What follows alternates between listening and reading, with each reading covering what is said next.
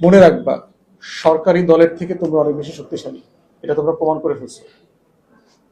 অতএব সরকারি দল বলতে কিচ্ছু নাই, দেশের মানুষ তোমাদের পক্ষে আছে। কিভাবে দেখো, ভোটের রেশিওতে আসি এখন। আমাদের ভোটার সংখ্যা কত জানো তোমরা?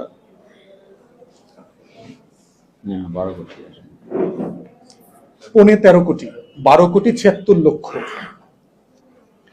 তার ভিতরে তরুণ ভোটার ফার্স্ট টাইম এইবার রেজিস্ট্রেশন করে ভোটার হয়েছে 4.25 কোটি। 2001-এর পরে যেহেতু কোনো ভালো নির্বাচন হয় নাই, মানুষ ভোট দিতে পারে নাই, অথবা ধরো যদি 2008-এর পরেও ধরি, যারা বাংলাদেশে কখনো ভোট দেয় নাই এমন জনগোষ্ঠীর বয়স এখন 35 থেকে 40। এই 40-এর বিলোতে ভোটারের সংখ্যা হচ্ছে 6.5 কোটি। এখন এই জেনারেশনের সংখ্যাটা 5 বছর পরে এই রেঞ্জের ভোটারের সংখ্যা বাড়বে না কমবে? বুঝাইতে পারতেছি? 2031 একটা নির্বাচন হবে না? আগেও হইতে পারে যদি তোমরা চাও, আর কি তোমরা চাইলে 1-2 বছরের মধ্যে নির্বাচন হবে। বাট যদি 2031-এ হয় নির্বাচন, তাহলে এই রেঞ্জের ভোটারের সংখ্যা 6.5 কোটি পার হয়ে 8 কোটি পার হয়ে যাবে।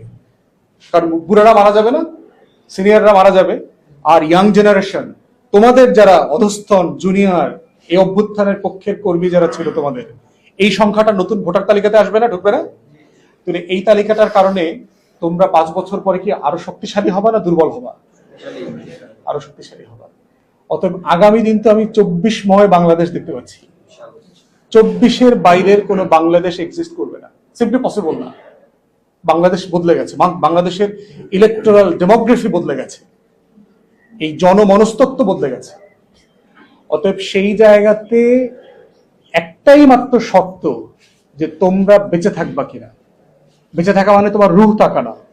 মানুষ বেঁচে থাকে কতক্ষণ? যতক্ষণ তার মেরুদণ্ড সোজা থাকে আর আকল সচল থাকে।